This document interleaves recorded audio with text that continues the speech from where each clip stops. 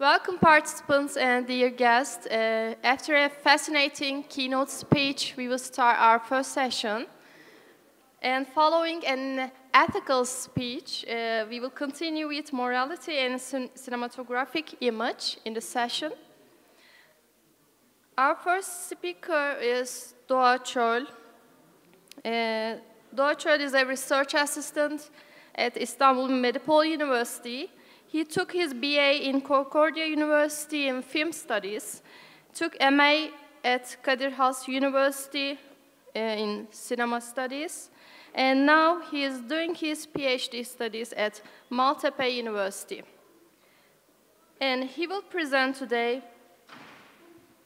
Moving Images, Thinking Beyond the Plot. And the floor is yours. Thank you so much. Hello, and thank you to everyone for making this gathering possible, and thank you for having me. I am Doğa, as my colleague said. I'm Doğa, and my subject for today is the importance of at least thinking about defining the moving image.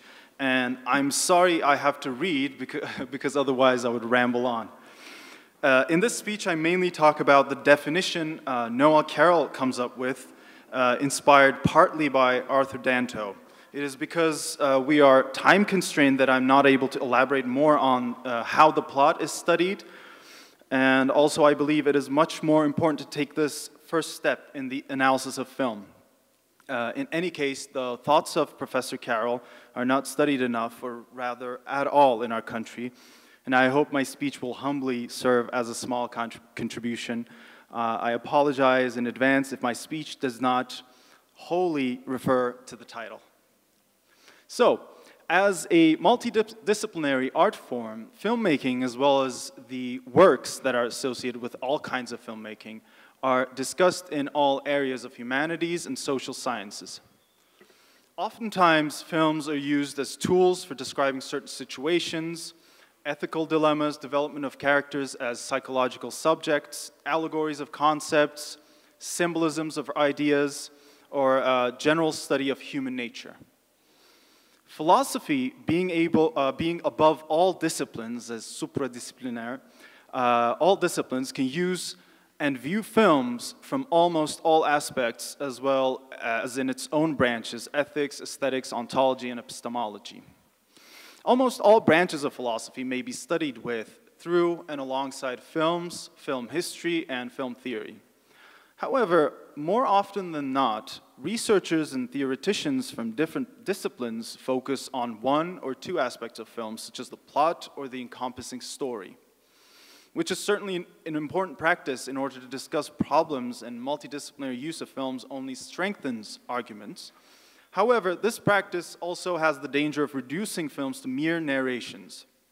Narration is certainly the basis of any film, or any other artwork for that matter, as every narration is an expression, and film is always an expression, but narration is not film itself. I'm sorry.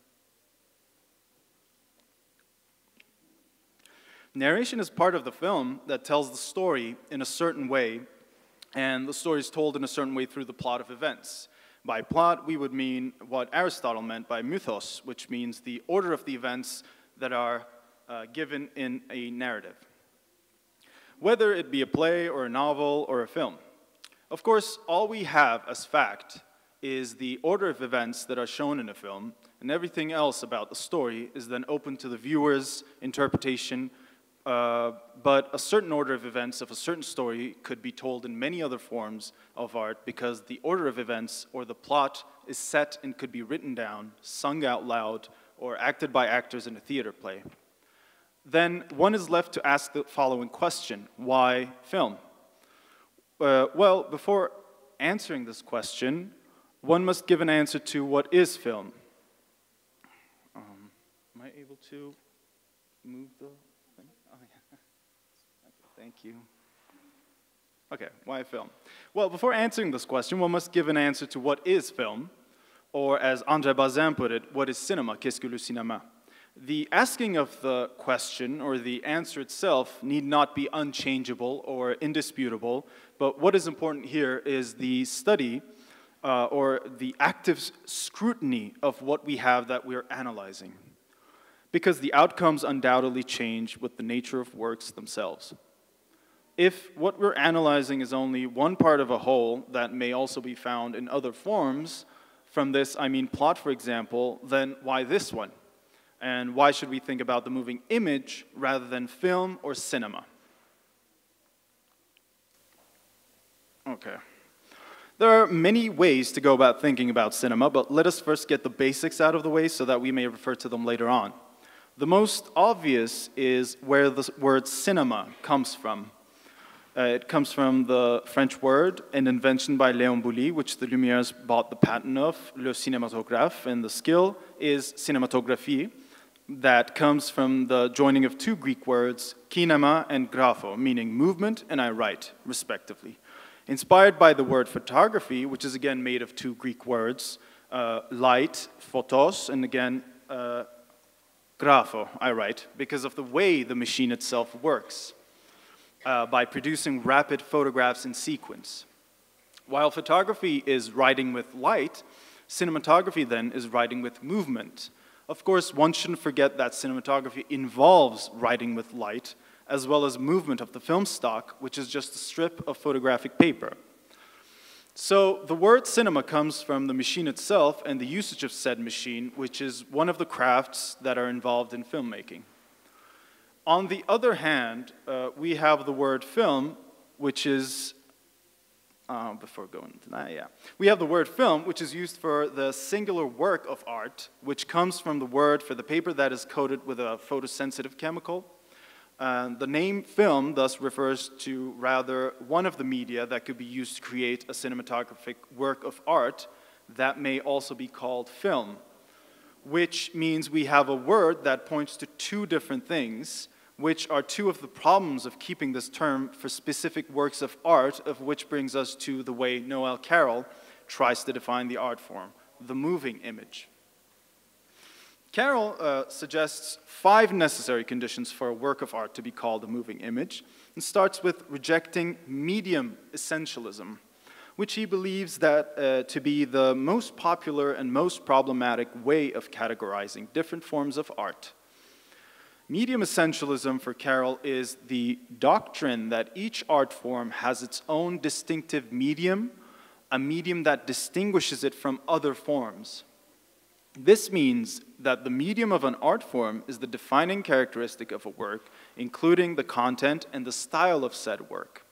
For example, if the medium for painting is considered to be a brush-painted canvas, then this artist is confined within the limits of the brush, the paint, and the canvas. Medium essentialism also provides a way to evaluate artwork with the way the limitations of the medium are used. So if an artwork is successful, it is because it was made perfectly for the medium, and if it fails, then it is because the limitations of the medium were not considered. However, Carroll thinks this way of theorizing, categorizing art forms is flawed greatly because of a few reasons. First of all, which is the fact that painting, for example, could be painted with a brush, with a palette knife, or with fingers, as well as the same painting could be painted on different surfaces with different kinds of paints, which points to multiple media being used for the same form of art. This argument is clearer when it comes to literature, where a medium is difficult to define, especially if one were to say the word is the medium. Then, considering words or depiction of events, actions, and feelings as part of the medium would not distinguish literature from opera, theater, songs, paintings, and sculpture. Thus, medium essentialism suggests that the medium of each art form is also the essence of the art form, which then limits the style and the content of the art form. What then if we consider film? Carroll considers light and shadows first, as anyone would without thinking, for the medium of film, but that makes it hard to distinguish from painting, photography, or magic lantern shows. Here we see the words cinematography or film fail if they're used to refer to the art form. Defining the art form becomes more difficult as new media are found to practice. For example, with the coming of video, we still refer to them as films, but they could also be made of magnetic tapes or digital data, which would mean they share the same medium as musical tapes or any type of digital art. Carroll also points out that this way of thinking comes with the idea that the essence of an artwork, which is based on its medium, also suggests a telos of the form, as if everything is dependent on medium essence. Nowadays, it is quite common to see moving images made without photography, or even without cameras, so without cinematography. In a completely digital form, for example, 2D, 3D rendered animations and abstract works. Therefore, Carroll suggests that art forms are alterable, and the structure of media is determined by style and not the other way around, as some medium essentialist theorists would presume, and this is why a definition of the moving image should not contain a specific medium. So the first necessary condition that Noel Carroll introduces is the detached display. To understand why Carroll puts this as the first necessary condition, we should remember André Bazin and Bazinians that took his thoughts further. He refers to Bazinians as well because André Bazin never took that thought of his this much further. As an answer to the question, what is cinema, Bazin suggests photography as a basis for the art form. This is because he believed that photography and film, unlike paintings, presented the image rather than representing it. While the painter intentionally represents what they see or imagine, a photographer or cinematographer can only present what is in front of the camera, where the intention is limited by the way the camera is positioned and the lens framed, and everything else within the image, except the actors, could be unintentional, such as a bird or a plane passing by. In this sense, Bazinians believe that the photographic image presents a certain realism that cannot be disputed and that is distinct from paintings. While the photographic image is automatic and produced by a machine, a painting is intentional and produced by human hands, and actually this is why they emphasize the use of editing with realism, not with surrealist editing as the Soviets did. To counter this idea, Carroll gives an example of Picasso noticing an outline of a squirrel in the negative space of one of Braque's paintings, which he himself was unaware of when painting, which suggests that sometimes even paintings could be unintentional or automatic, in a way, except human-made. The claim of photographic realists also fails when we consider films that are made with representational animated drawings or computer-generated effects or characters where photography aspect of film diminishes and sometimes disappears completely, or at least physically, if not ideally. Consequently, to understand what Carroll means by the detached display is that unlike aids of vision, like telescopes, binoculars, or microscopes, the moving image is viewed in a place different than where my body would be if I were to be looking towards the same view of the camera through binoculars or a telescope, or the visor that is on the camera at the time of the shoot. This makes the display in front of us on the screen detached from where it was recorded, which isn't the case with aids of vision. This is a necessary condition for all photographic and cinematic images.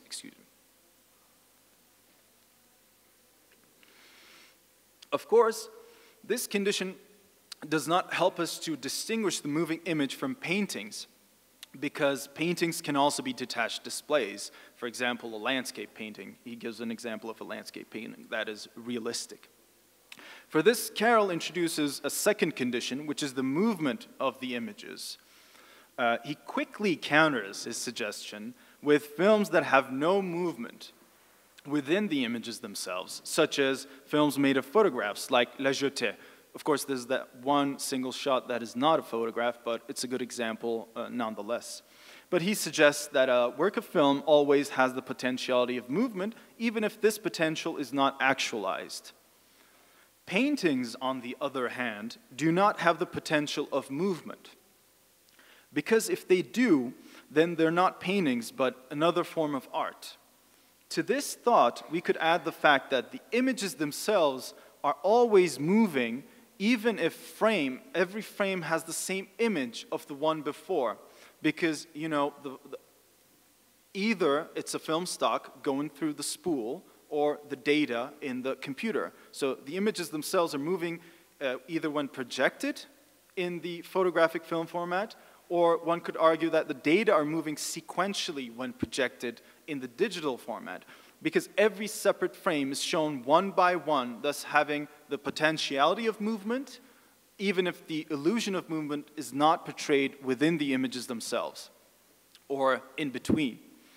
Thus, the ability of showing movement is another necessary condition for the moving image which distinguishes it from painting. The third necessary condition for the moving image which distinguishes it from theater is the performance token. By token, he means a unique individual example, not like the non-fungible tokens, so this is not like a fungible token. All right. Which distinguishes it from theater is the performance token, or the way the artwork is performed. Theater fits with the first two conditions because the stage is not a space of the spectator.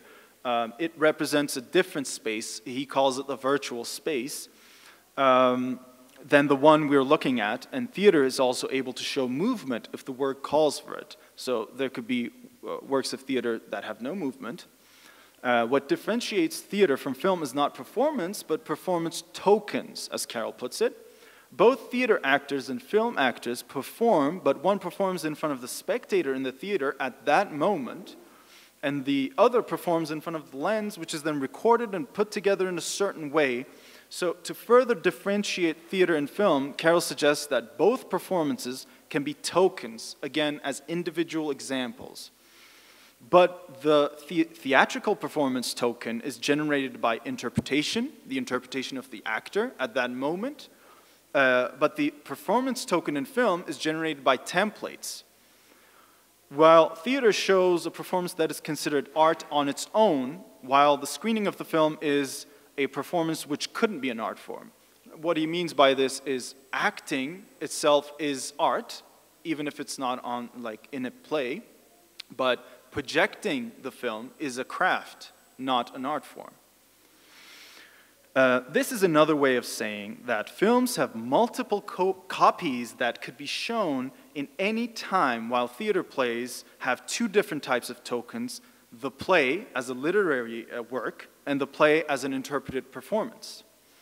The film consists of interpretation and the recipe, the script in one form, while they could be viewed separately in the case of theater.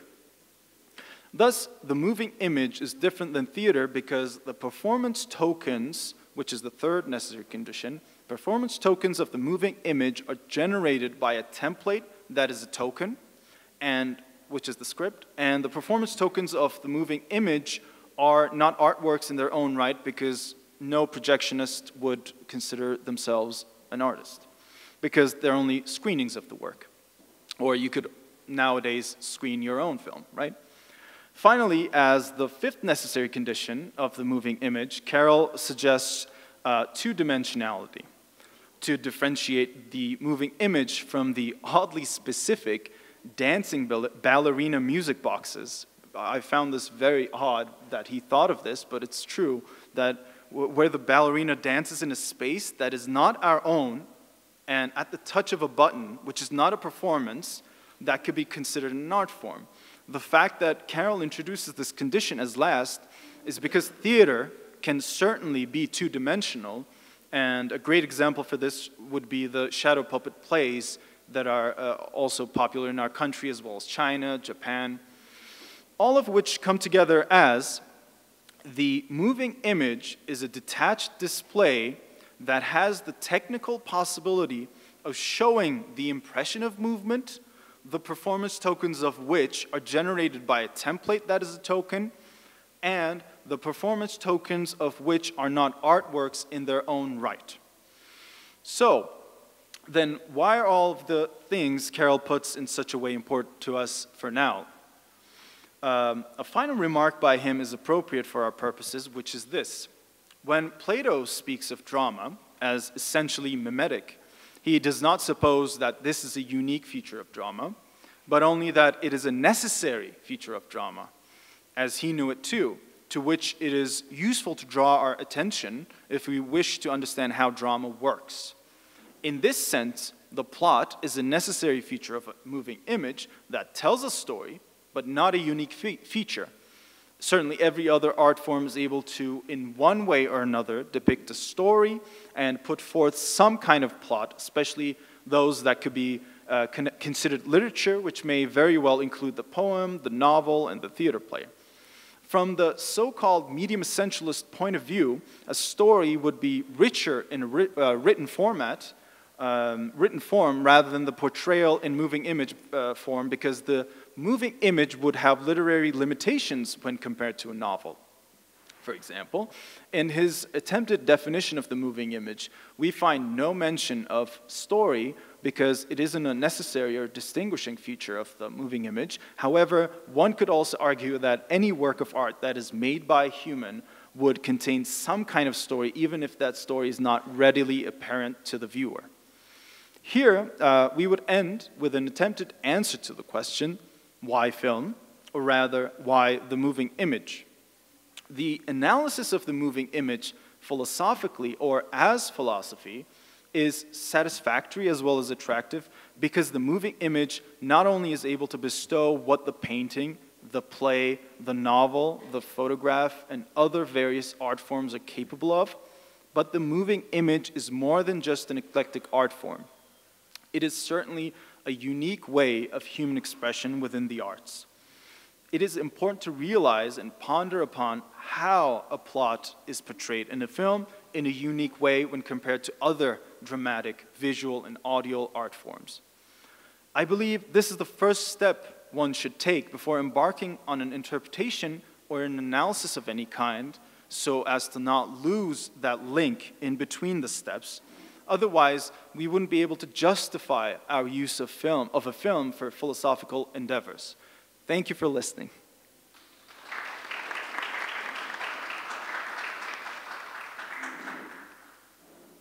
Dear Doğa, thank you so much for this illuminating speech about cinematographic image, which appreciates cinema above all art forms. Thank you for it.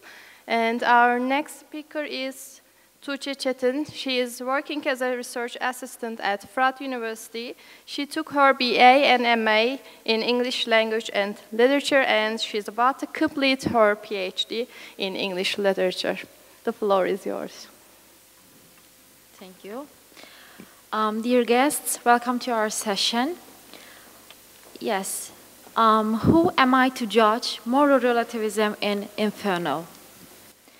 Inferno, based on the novel by American writer Dan Brown and directed by Ron Howard, is open to be studied as a philosophical discussion of the characters who put forward different moral standings against the created situations. While watching the film and the characters' endeavors to practice to their own plan, the audience is invited to be included in the process of being a side in the dilemma, which is either to be a party to the moral beliefs or to disapprove them. Inferno is generally about an epic battle between of the two opposing views. The film is the account of the two characters or sides with different philosophical beliefs, which are reflected by Robert Langdon, a Harvard professor of symbology, and Bertrand Zabrist, a dedicated scientist believing in an apocalypse to solve the problem of our population. In the film, a virus named Inferno, generated by an insane billionaire geneticist Bertrand Zabrist in order to prevent our population problem of the world. He created a new biologically engineered plague that will kill half of the world population, unless Robert Langdon, who is asked to decipher the clues by the World Health Organization, can solve a series of pointers that will lead him to the hiding place of the virus. That is, on the one hand, Zobrist, who passionately believes that the salvation of the future of the world is only possible by doing the right action in a critical moment, tries to save the world despite all of the sacrifices of the people. On the other hand, Langdon and World Health Organization, who are following the general moral beliefs of humanity that no one has this right to make a decision of the future of the world. The main moral dilemma is based on the two sides' claim that their moral philosophical value is the right to follow to rescue the future of the world and the humanity. So here's the dilemma, as the words by Zobrist. There is a switch. If you throw it, half of the people on Earth will die. But if you don't, the human race will be extinct in 100 years. Would you do? What would you do? That is, if flipping the switch would annihilate half of the Earth's human population, but not flipping the switch would guarantee the extinction of the entire human race in 100 years. Would you flip the switch? Here, the main moral conflict of the film appears on choosing the right thing to save the human being in the circle of the ethical population control, thus being a side in the conclusion of being a part of particular moral understanding. This particular moral understanding is fed by unique people, time, consequences, cultures, and society. From this point, we, as the spectators, are included in thinking a stance of relativism. In this context, it is actually moral relativism, and the question echoes in the minds: who am I to judge, or whose decision? As people have grown in various social groups and environments in the world, each of them owns their own philosophical mindset, along with their own moral intellect on value, consciousness, freedom, justice, and moral act. In other words, people have standing belief, desire, and stance, and those are the things that drive their actions and construct moral understanding. As a result of that case, the way that people see which is the truth and become a bias that they potentially have a different cultural background. This way, people will think that the other people's philosophical belief is wrong as it is different from theirs, while none of them are probably wrong or vice versa. The concepts of rightness or wrongness might be changeable from one society to another, or one individual to another. Each perspective has its own reasons to make or believe that something is wrong or right. As Miller notes, there are no objective moral facts or properties, but moral facts and properties do exist in such a way as to depend on certain contextual parameters related to the individuals or groups forming moral judgments. In other words, particular and social variables construct a form of moral intellect. In this respect, this film, Inferno, makes people think over the differences of the viewpoint to see what is right or wrong. The film is opened with a thought-provoking and persuasive rhetoric by Zobrist, which explains his perspective about taking action in order to save the world. His proposal is, he says, it took the Earth's population 100,000 years to reach 1 billion people, and then just 100 more to reach 2 billion, and only 50 years to double again to 4 billion in 1970. We are nearly at 8 billion now. We are destroying the very means where the life is insane. Every single global ill that plagues the Earth can be traced back to human overpopulation. What didn't we demand any action? How the animal species on Earth have vanished for the last 40 years? We keep attacking our own environment. It doesn't take a catastrophe to get our attention. Nothing changes behavior like pain. Maybe pain can save us. Then he asked the question of flipping the switch. And it is quite ironical that In a world that everything is planned and organized to provide comfort for the human being, such as technological developments, medicines, cures, and organized to make their lives longer, and also this also affects the rise of the population and creates an end by destructing the sources of the planet. According to Zobrist's moral understanding, in order to prevent the pains that future will bring, it is better to sacrifice today's comfort. He prefers sacrificing today in order to save the future of the humanity and the earth. He follows Dante's epigraph as a principle. The darkest places in hell are reserved for those who maintain their neutrality in times of moral crisis. That means in dangerous times there is no sin greater than inaction, and has entitled himself to the right to determine the fate of the earth. With this quote, Zobrist tries to prove that he is doing the right thing. With regards to taking action, he adopts moral relativism, to which all moral principles are justified by virtue of their acceptance by an individual agent, him or himself. He considers that World Health Organization is akin to the devil, as they are aware of the results of overpopulation problem, but do nothing to prevent it. So, Zobrist sees that he is the savior of the world, as he takes action despite this is a kind of murder. So, Zobrist sees that he is the savior of the world. In this sense, his intention can be evaluated as an opposing view to social conformism. To put it differently, society constructs rules, and Zobrist exists from this constructed moral chain. For example, killing people is accepted as a sin and an inhuman act, whatever the intention is, as the society proposes this moral judgment in order to provide the order. As moral relativism argues, the truth value of moral judgments or the justification of these judgments is not absolute, but it is relative to a particular society. Therefore, the same moral judgment may be true in one society and false in another, as the idea by Zobrist is not justified by the major rest of the world.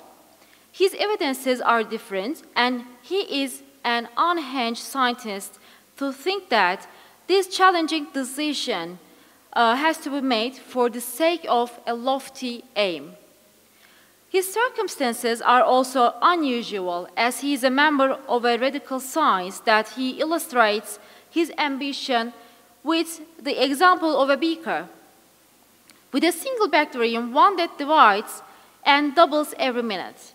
If you place the first bacterium into the beaker at 11 o'clock, and it is completely full in 12, at what time is the beaker still only half full? 11:59. That is what time it is for us. In 40 years, 32 billion people will fight to survive, no fail. We are a minute to midnight. Every single global ill that plagues the earth can be traced back to human overpopulation. But serious birth control measures, they don't stand a chance. But we still keep attacking our own environment. There have been 5 major extinctions in the Earth's history. Unless we take bold, immediate action, the 6th extinction will be our own. We are a minute to midnight.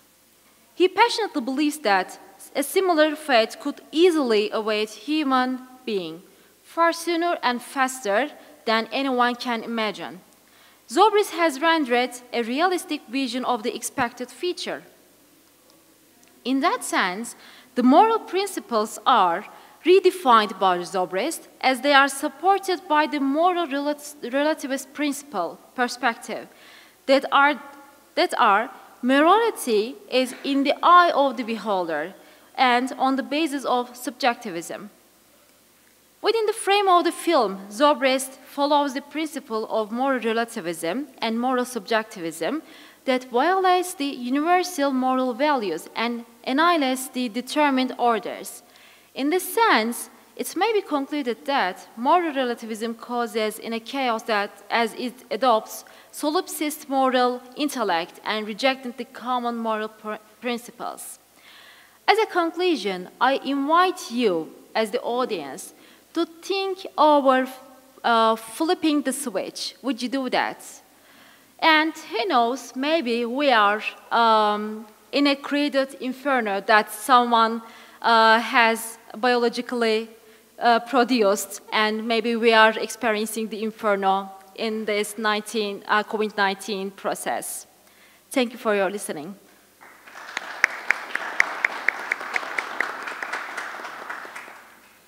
Thank you for the presentation and for obeying the time limits. It was a very interesting speech and related to our Inferno today with COVID-19. We will take the questions at the end of my presentation, so perhaps we can discuss it in detail. And can I open my presentation? Yes, thank you so much. Today I will present existentialism, the points of existentialism on the Milky Road by Emir Kusturica. Emir Kusturica's On the Milky Road is a carnivalesque film which combines magical realism and fantastic elements within a story of romance as well as tragedy. The Yugoslavian landscape is again used as the setting. It's very common in Kusturica's films. And the period is the Civil War of the 1990s. The opening scene with a falconer that flies overhead, the pig which is dragged into the barn to be slaughtered, and the frightened pure white geese, they all represent the human's world of chaos, death, and inner insecurity, and thus absurdity. In this sense, the film is basically a story of the meaning of human existence in this world, as well as a possible salvation in afterlife. Kusturica looks for different possibilities of human existence with his character, with his protagonist Costa. He's a milkman and a falconer who carries milk from a farm owned by Milena to the front line. He passes through the bombs and bullets on his mule, and Milena prepares for a double wedding of herself with Costa and her brother, who is a war hero with an Italian-Serbian woman. The nameless Italian-Serbian woman is escaping from an English general, and she hides on the estate of Milena. Although Costa and the Italian bride develops an intimacy, the day of two weddings arrives. However, the English special forces attack the village and they kill everybody except Costa and the bride. And later on, they run away for a while until they arrive into a minefield on which the bride is killed by one of the mines. Though Costa considers to commit suicide, a shepherd commands him to stay alive to tell their love story. The last part of the film informs that Costa has been living as a devoted monk for 15 years by carrying rocks to the minefield where his beloved died, and he imagines a reunion with her in the afterlife. Before analyzing how the film evolves from an atheist existentialist understanding to a theist one, I would like to focus on some concepts that existentialism, related to existentialism, we observe in the film. The idea of the loss of innocence and fall of man into this absurd world is a main theme in the film, and it is represented with the pure white geese who dive into the basin full of blood of the pigs.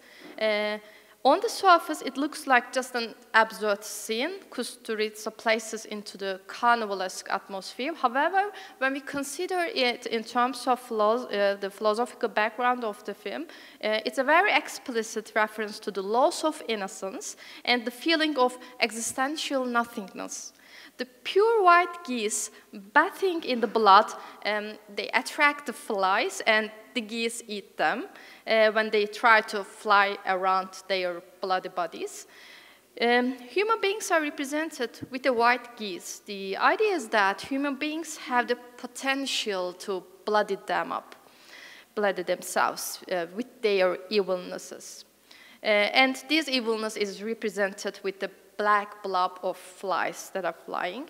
Thus, the geese who fly into the bloody basin are the symbols for the biblical fallen man who has an inherent evilness. The existentialist idea of being thrown into the world is related to the notion of single individual.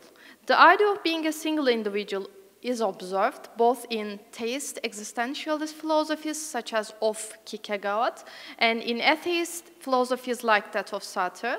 Similarly, Kusturica refers to single individual or authentic existence, which is appreciated and proposed by the existentialist philosophies. Kusturica's main character, Costa, is a single individual from the beginning to the end of the movie, except only a few days when they were running away with the bride.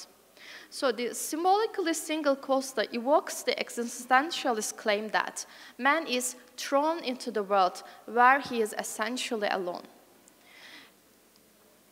Alienation, which is basic to existentialism, is the inevitable feeling of the single individual who has to live in this meaningless universe. Kusturica similarly reveals how alienation is an inevitable fate of the self that is determined by the aims, deeds, or projects of the others. So the characters in the film are similar to Sartre's being for others, who is decided by the other. Both the war and the compulsive nationalism springing out of it decide who they should be. They have no self-engagement in the world as their lives are decided by facticity, namely third-person determinants. The Austro-Hungary wall clock, which very interestingly bites people with its uncontrollable wheels, is an absurd image of the meaninglessness in the world we cannot interfere in. When the meaning in life is lost, there is one thing left, it is the absurd. The absurdity in the film is a very conscious choice of Kusturica because the absurdity is used as the only way to face the feeling of anxiety and nothingness of the individual. And another notion that we observe in the film is struggle for authenticity and freedom. Heidegger and Sartre claim the only possibility of freedom for human beings is to make themselves by their own choices. Sartre argues that the feeling of anxiety and nothingness of the identity, which is continuously threatened by annihilation, has the potential of opening the way of freedom, and this freedom and autonomy arrive with the authentic choices. Kusturica portrays, especially in the first part of the film, how the values related to religion or nationalism are just deceptions because they're not autonomous decisions of people. The presence of the Christian priest in the front line has a function to convince the soldiers about the holiness of fighting because he gives some speeches about nationalism. However, it's very apparent that the soldiers are very reluctant to be involved in this war. Within this groundlessness of values, the atheist existentialist philosophy recommends to get an awareness of ultimate nothingness of practical identity and thus to reject the established social formations and proposed collective identities. In this sense, the first part of the film portrays Costa as an example of this existentialist awareness. Costa is a symbolic prototype of an atheist individual who adopts an existentialist approach because he behaves in accordance with his own choices and values. In this first part, everything related to Costa is very absurd, contrary to the seriousness of the war happening. His presence, which intentionally creates a circus-like atmosphere, is a clear challenge against the established ideals and values.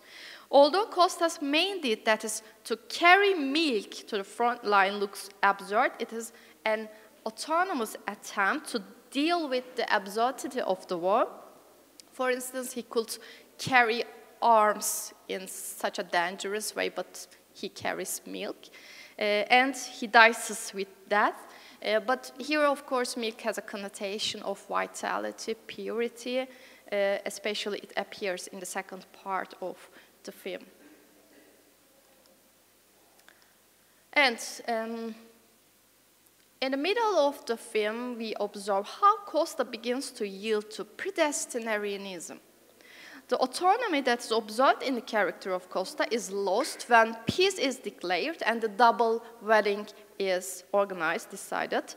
Costa's marrying Milana is not his will or choice, so it's possible to say that he begins to lose his autonomy. Kusturica initiates a turning point with Costa's acceptance of pre-given roles, which is a burden to his authenticity and freedom. By this turning point, the film evolves into the portrayal of taste existentialism.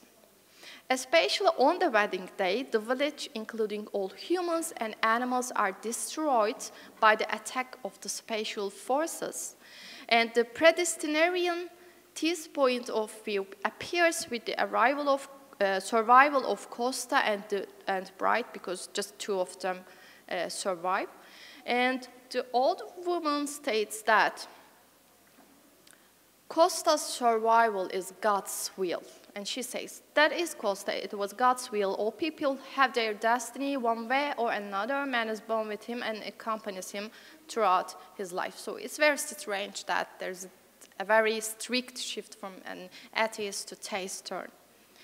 The atmosphere lives strangely its place to a predestinarian understanding of life. Costa and the bride are implied to be saved by the will of the God, and the meaningless universe of the first part gains a theological meaning in the second part.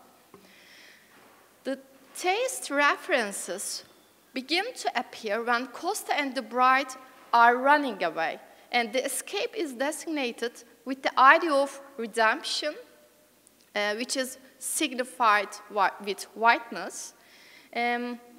For instance, the white butterfly is like a savior, it's like a messiah. They ascend to the sky from the tree on which they hide, has also a theological implication because it's an ascent to the heaven. The morning of their last day, they bathe, they swim, and sing in the river, which reminds a ritual of purification before death. Another significant theological reference appears towards the end of their escape. Tired with running, they come by a river where an old shepherd waters the sheep. This scene is a clear reference to be sheep among wolves, like it appears in the Bible. At the same moment, a sheep gives birth, and the shepherd cleans the newborn white lamb in the water. This baptized-like scene of the lamb is a very significant symbol of purity, innocence, rebirth, and of course, Jesus Christ. The birth of the lamb and it is that after a very short while on the minefield is clear references to the fact, to that of the innocence embodied in Jesus Christ as revealed in the Bible. The taste references in that part concludes with a clear belief in afterlife with the death of the bride on the minefield. Kusturica shots the scene of the blowing of the bride by the mines by showing her soul again ascending to the sky, to the heaven. While Costa wants to commit suicide, the shepherd stops him, claiming, "If you kill yourself, who will remember the girl and your love?" And he decides to continue his life. And the film shows us that there's a very clear shift from atheist to theist Sisyphus image.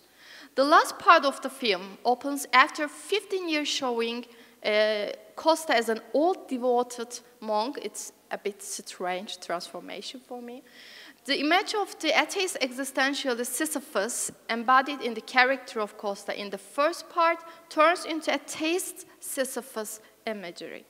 While Costa, the milkman, was delivering milk from the farm to the front line, Costa, the monk, carries pieces of stones to the minefield by climbing up the hills.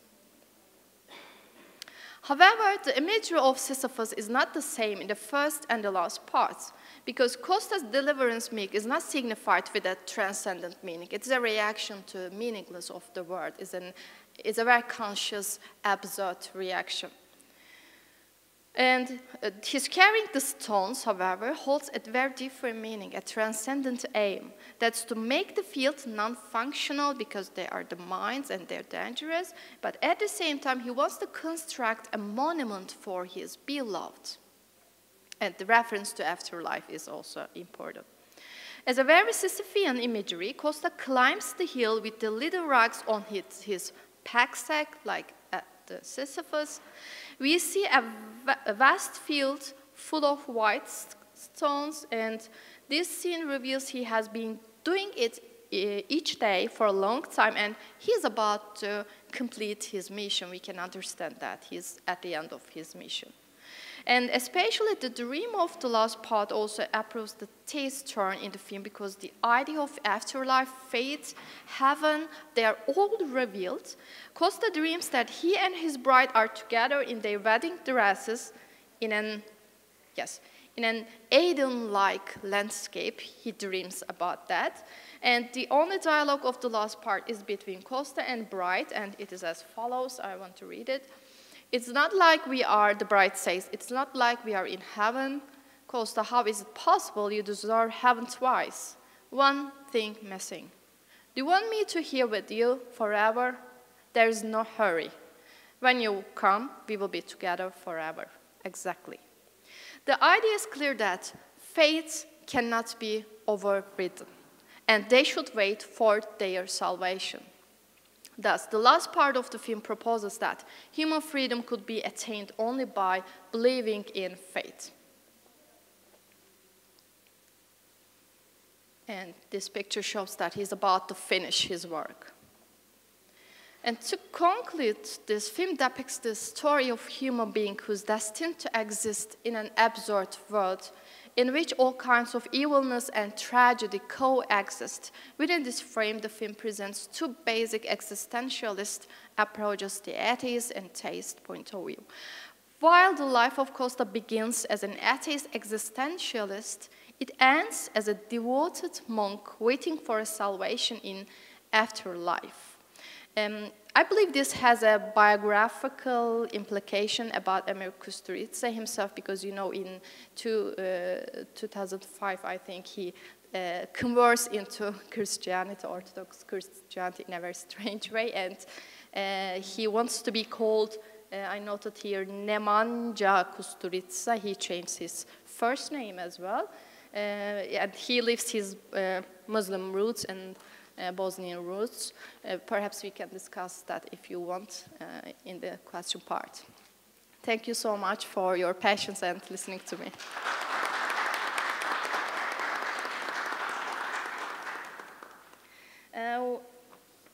Actually, we had one more presenter, but I think she will not be able to attend.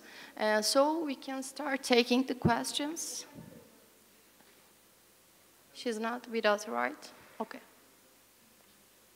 Yes, I open the floor for the questions.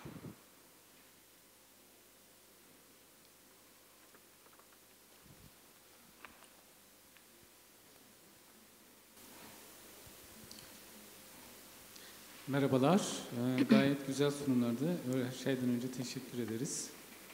Soru-cevap kısımları Türkçe olduğu için Türkçe soruyoruz.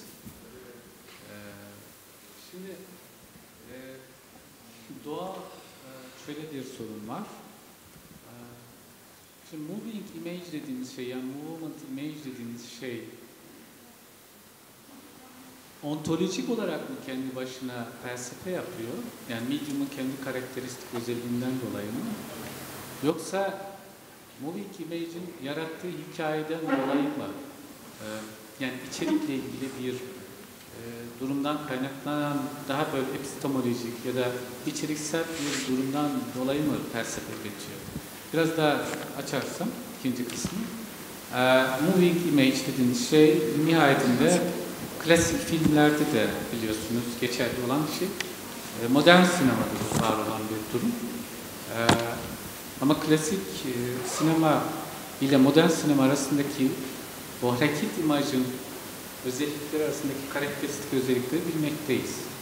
Ama şöyle de bir mesele var, sizin sunumunuzda da zaten biraz ilintili. Moving image'in kendisi bizi insanın varoluşu ötesine çıkaran bir Deleuze'ün deyimiyle variation, yani universal variation, evrensel varyasyon da sağlıyor. Yani ontolojik karakteristik özelliğinden dolayı. Sizin bu konudaki görüşlerinizi merak ediyorum, onun için soruyorum. Hocam şimdi öncelikle bu soru üzerine bence daha fazla düşünmek gerekiyor ama benim söyleyebileceğim şey şu, aslında buradaki benim amacım daha çok sonraki adımları atmadan önceki önce belirlemek gereken şeyin aslında bir nevi zaten ontoloji, epistemoloji birbirinden ayrılabilir mi? Yani bu da çok tartışılır ama yani daha çok ontolojik belki bir temel aramaya çalışmak için. Nedeni çoğu zaman çünkü daha sonrasında unutulabiliyor. Yani işte moving image, hareket eden imge ya da hareketli imge diye çevrilebilir sanırım Türkçe'ye. Yani hareketli imge düşünülürken hani mesela içerik dediniz, işte filmin anlattığı şeyler vesaire. Aslında Noel Carroll'ın ve işte onun ve diğer işte David Bordwell, Kristen Thompson, onların yaptığı ve benim önemli bulduğum bir şey, daha doğrusu önerdiği şey, film formunu içerikten ayrı düşünmüyorlar. Yani o bir parçası, yani çünkü film formun içerikten bağımsız olarak film olabilir mi, olamaz mı? Çünkü o zaman şey gibi, güvenlik kamerası görüntüleri de o zaman sanat olur gibi bir şey geleceği için hani ayrılabileceğini düşünmediğimden dolayı ve onların bu ayrımı yapmadıklarından dolayı bir ilk adım olarak iyi bir düşünce olduğunu düşünüyorum aslında. Doğa, güvenlik kamerasının sanat olacağına itiraz ediyorum. Sesli olarak itiraz etmek istiyorum. Lütfen tekrar kayıt alalım.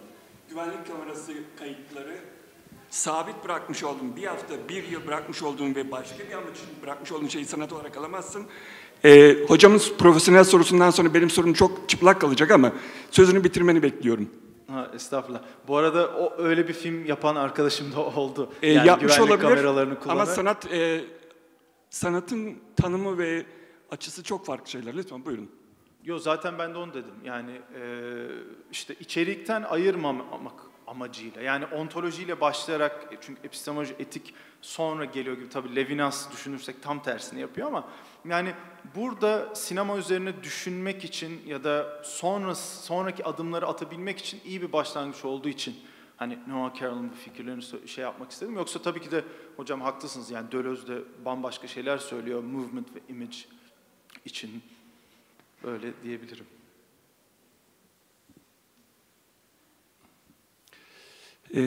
Şimdi 3 tane birbirinden ilginç, can alıcı, bol miktarda not aldığım şeyler var. Muhteşem sunumlardı. Her birinize teker teker teşekkür ediyorum. Noah Carroll, ben alandan olmadığım için bilmiyorum. Biraz sonra zaten kim olduğunu tanıyacaksınız. Bu almış olduğum, çünkü sunumun neredeyse %90'ı Noah Carroll'la geçti. Kitap mıdır, makale midir, nedir bu? Noah Carroll'ın derdi nedir? Çünkü ben derdini şöyle, resim sanatıyla film sanatını veya sinema sanatını karşılaştırmak istemişti. Noah Carroll'un benim resim sanatından veya sanat dünyasından anladığıma çok emin değilim. Heykelden anladığına emin değilim, yerleştirmeden anladığına emin değilim, performans sanatından anladığına emin değilim.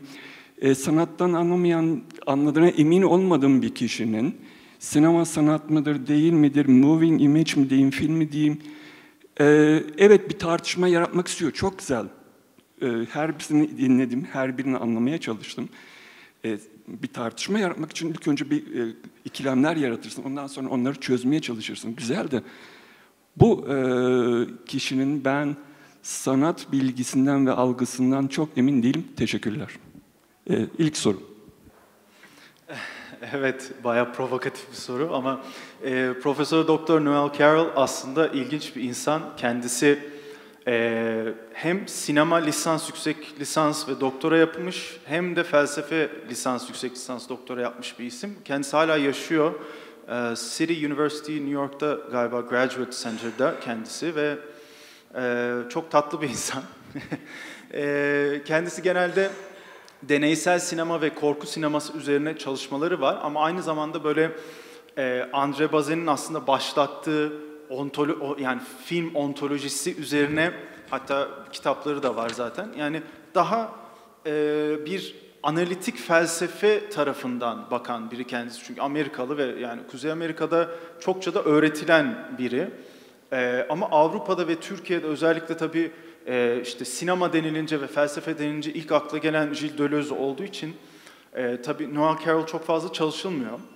Ama benim amacım şuydu aslında. Yani filmin bir bütün olarak, yani bir Gestalt olarak aslında hani Merleau-Ponty'nin işte Sartre'ın da katılacağı gibi yani ayrılamaz bir bütün olduğu için, yani benim amacım aslında o ayrılamaz bütünlüğün ne şekilde olduğunu incelemek ve daha sonrasında olay örgüsü üzerine odaklanıyoruz ya hep genelde. Çünkü örneğin mesela etik problemlerde. Çünkü başka ne yapabiliriz? Sonuçta insan ile değerler var ve insan değerlerin çatışmasıyla etik problemler oluyor veya değerlerin ortaya konulmasıyla sonuçta bir etik ikilemler ortaya çıkıyor ve insan olmadan zaten etik problemden bahsedemeyiz. Yani ethos'tan.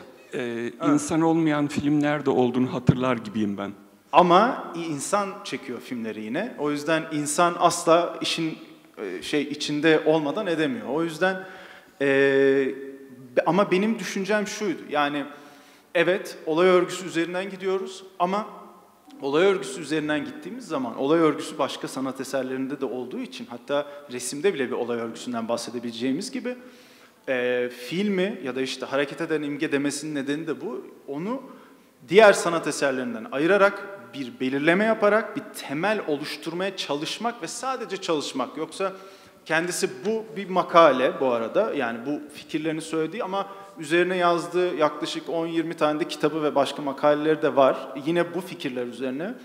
Ve Arthur Danto, yine başka bir sanat felsefecisi ve sanat tarihçisi, onun fikirlerinden de esinlenerek böyle bir tartışmaya girişiyor. Yani amaç aslında bir şeyi kesin bir bilgi olarak belirlemek değil burada. Sadece bir temel oluşturmak için nereden başlamalıyız? Daha sonraki adımlara nereden başlamalıyız? Amaç o yani. Yoksa kesinlikle Noel Carroll yani bu böyledir ve bitti gibi bir tartışma yapmıyor. Bu sadece sunduğu şey, hatta bu burada yaptığım şey aslında analitik bile denilemez diyor. Sadece bu hareket eden imge üzerine nasıl düşünebileceğimizi challenge eden bir şey yani daha çok. Teşekkürler. Yani sorun mutlaka vardır. Gülsüm, Tuğçe, Çetin'e sormak istiyorum. Siz olsanız düğmeye basar mıydınız? Evet, ben size sordum hocam bu soruyu. Ben de size soruyorum. Siz de bana yansıttınız. Bu sorunun cevabı da aslında hocam bizim de şekillendirdiğimiz ahlaki göreceliğimizle ilintili ve benim ahlaki anlayışımda vicdanımı takip ediyor. Bu nedenle sanırım basmazdım diyorum ben. Siz peki hocam? Şimdi şöyle, bu mesele oldukça tartışmalı ama bu popüler filmlerde de ilginç. Infinity War muydu, neydi? Thanos diye bir karakter vardı. Thanos muydu o, neydi? Hani duydum hocam, izlemedim karakter ama. vardı ya. Dünyanın yarısını yok etme meselesi ve gayet de kendine göre bir gerekçe yaratmıştı hatırlarsanız. Diyor, dünya zaten çökmüş, distopik bir dünya, insanlar çökmüş. Yeniden yaratmak için yıkıcılık gerekli. İnsanların yarısını zar atımıyla yok etmemiz gerekiyor. Yani seçmeyeceğiz, zar atım yapacağız. Ondan sonra kendisi de bundan sonra gün batımı ama gün doğumunu seyrediyordu rahatça. Yani bunu herhangi bir para motivasyonuyla yapmıyordu. Kendine göre bir ideal, bir anlam yaratmış. O kısmı son derece varoluşçu gözüktü bana. Sizin sunumunuzla da biraz ilgili. Fakat şöyle de bir şey var. Mesela Rashomon'u izliyorsunuz. Rashomon'da hani 5 tane bakış açısı var ya, 4 ya da 5 tane bakış açısı. Bu Kurosawa'nın filminden bahsediyorum. En nihayetinde Kurosawa filmi nasıl sonlandırıyor? Bir bebek ağlıyor. Yağmurun altındadır. Oduncunun 6 tane çocuğu vardır. Buna rağmen bebeği evlat edinir. Bebeği alır. Der ki ne olursa olsun bu bebeği ben almak zorundayım. Yani dolayısıyla Kurosawa bize şunu söylüyor. Öyle şeyler vardır ki burada artık tartışma yoktur. Çünkü temel kriter yaşam. Evet. Bu da bir de Seda Arıkan'a ilginçti. Yani gerçekten hiç düşünmediğim bir şeydi. Bu filmi tabii ki izledim ben. Ama sanki sizin de söylediğiniz gibi doğru yani bu şeyin yönetmenin yani Kusturica'nın aslında kendi hikayesinin orada objektifleşmesi film. Yani kendi de böyle başlıyor. Bir ateist, deist neyse artık sona doğru gidiyor. Sanki kendisini anlatmış gibi onu gerçekten iyi yakalamışsınız. Teşekkürler hocam. Ben de izlediğimde çok ilginç gelmişti bana. Çünkü başta çok tutarlı bir ateist existentialism varoluşçuluk görüyoruz. Sonra ama o tutarsız bir şekilde teist bir yöne kayıyor. Ben araştırınca açıkçası hatırlamıyorum, yani takip etmemiştim Kusturica'nın Ortodoks Hristiyanlığa convert ettiğini ve çok şaşırdım. Interviewlerini falan da okudum. Filmin bir de biraz başarısız bulunma gibi bir öyküsü var. Yani birkaç kritik okudum. Genelde çok başarılı bulunmamış. Onun üzerine de biraz düşündüm ve o da bana şunu çağrıştırdı. Bir sanatta estetik mazoşizm diye bir kavram var ve onda şöyle, eğer bir sanatçı kendi konfliklerini, dilemalarını eserine çok fazla yansıtıyorsa, yani ona dışarıdan bakamıyorsa, ona bir mazoşistik bir özdeşlik kuruyorsa orada çok başarı bekleyemeyiz. Eleştirilen bir şey. Kusturica'da belki bu şekilde bir başarısızlığının nedeni buradan gelmiş olabilir. Ve o teist olan yöne dönmesi bana çok ilginç geldi. Çünkü kendi söylemlerinde de reddediyor. Zaten kökenlerinin işte Sırp olduğunu, kılıç zoruyla Müslümanlaştırıldıklarını, işte Boşnak adı altında böyle bir identity kazandıklarından bahsetmiş. Ama babam da ateistti zaten diye söylemleri var. Herhangi bir hani Müslüman kimlikle büyümedim diyor. Ama ateist olarak devam etmiyor. O çok ilginç benim için. Hani post milenyum çağda tekrar böyle ortodoks teizme yönelmesi, işte vaftiz edilmesi, ismini değiştirmesi gerçekten ilginç gelmişti ve böyle biraz psikanalitik de bakmaya çalıştım o açıdan. Filme de o çok yansımış, biyografik öğeler. Benim için de ilginçti incelemesi, zevkliydi de. Teşekkürler. Zamanımız hocam var mıdır? Serdar hocam var mı zaman? Bitti herhalde. 20'ye kadar soru alabiliyoruz sanırım hocam. Tamam. 12-20'ye. Şimdi Gülsüm hocam filmde Inferno'da demiş ki çılgın milyarder bir genetikçi. Kendimi tanıtman gerekiyor. Çılgın milyarder bir genetikçi bu virüsü yaratıyor. Ben moleküler biyoloğum sevgili arkadaşlar ve gen mühendisiyim. Ünvanım da vardır. Yüksek lisansım, doktoramı İngiltere'de yaptım 7 yıl boyunca. Şimdi tabii ki bir film bir çılgın ve milyarder ortaya koyması gerekiyor dünyayı yok etmek için. Ancak 20 yıldır Türkiye'de Akdeniz Üniversitesi'nde moleküler biyolog hizmet veriyorum. Ve 8 yıldır hiçbir kuruş para almadan doktora yapan bir öğrencim var. 8. yılına girdim. Bu öğrencimin 6 yıldır rüyası şu. Bir milli piyango çıksa da milyoner olsam da bir moleküler biyoloji laboratuvarı kursam. Niçin? Kansere çare bulayım diye. Şimdi filmlerim nasıl başladığını, niçin başladığını bilmiyorum ama bir milyarder varsa onun derdi genetikçi olmak olamaz. Altını çizmek istedim. Mesleki hassasiyet. Evet, evet. Seda hocama da. Hocam gerçekten çok hoş filmi analiz ettiniz. Muhteşem. İzlemedim, izlemek istiyorum. Şöyle bir şey oluştu. Siz de söylediniz, artık yeterince söylendi. Ateistlikten başlayıp tekrar teistliğe varmanın en zor yolu ateist olmaktır gibi bir ifade vardır. Yani dindar olmanın en zor yolu dinsiz olup sonunda dindar olmaktır. Sayın arkadaş mutlu yol bulmuş, onu kutlarım. Teşekkürler. Sağ olun katkılarınız için. Sanırım oturumu sonlandırabiliriz. Katılımınız için çok teşekkür ediyoruz. Görüşmek üzere.